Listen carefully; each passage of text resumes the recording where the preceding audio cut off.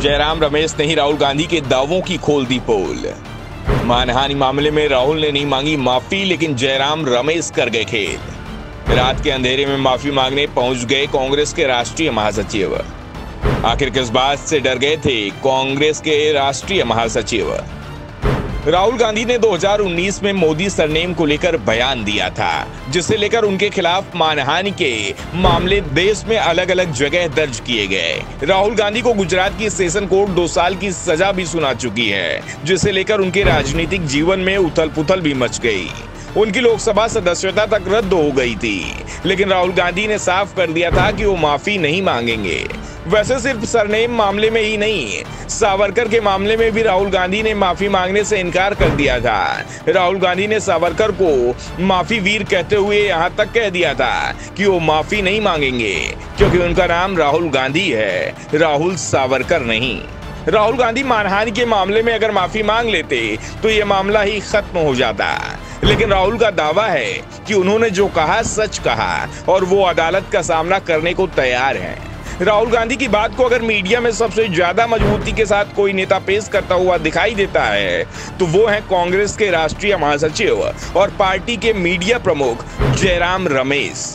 Jairam Ramesh media में छाए रहते हैं, वो बीजेपी नेताओं पर आरोप भी लगाते रहते हैं, लेकिन अब खबर आ रही है कि जयराम रमेश रात के अंधेरे में बीजेपी नेता से माफी मांगने पहुंच गए, जिससे उनके खिलाफ मानहानि का मामला वापस लिया जाएगा। दरअसल कांग्रेस के वरिष्ठ नेता जयराम रमेश देर रात हिमाचल के पूर्व मुख्यमंत्री प्रेम कुमार धूमल से मिलने हमीरपुर में उनके निवास स्थान समीरपुर पहुंचे। उनके साथ मुख्यमंत्री के प्रधान मीडिया सलाहकार नरेश चौहान और कांग्रेस के कुछ नेता भी थे। इस दौरान जयराम रमेश ने पूर्व सीएम और बीजेपी नेता प्रेम कुमार धूमल से माफी मांगी। उन्होंने धूमल से आग्रह किया कि उनके खिलाफ दायर मानहानि के केस को वापस ले लें। प्रेम कुमार धूमल ने भी बड़प्पन दिखाते हुए उन्हें माफ कर दिया और कह दिया कि वो केस वापस ले लेंगे। दरअसल पूर्व मुख्यमंत्री प्रेम कुमार धूमल की ओर से कांग्रेस के वरिष्ठ नेता जयराम रमेश के खिलाफ प्रदेश हाईकोर्ट में दायर मानहानि याचिका मामले में आगामी सुनवाई 4 नवंबर को होनी है। न्यायालय में पेश होने पर रमेश पर 5,000 रुपए जुर्माना लगा चुका है। जो इस मामले को लेकर हाईकोर्ट में केस चल रहा है वो 2015 का है। कांग्रेस नेता जयराम रमेश ने पत्रकार वार्ता में पूर्व मुख्यमंत्री प्रेम कुमार धूमल और केंद्रीय मंत्री अनुराग ठाकुर के खिलाफ गंभीर आरोप लगाए थे। इन आरोपों को पूर्व मुख्यमंत्री ने निराधार और झूठ करार दिया था।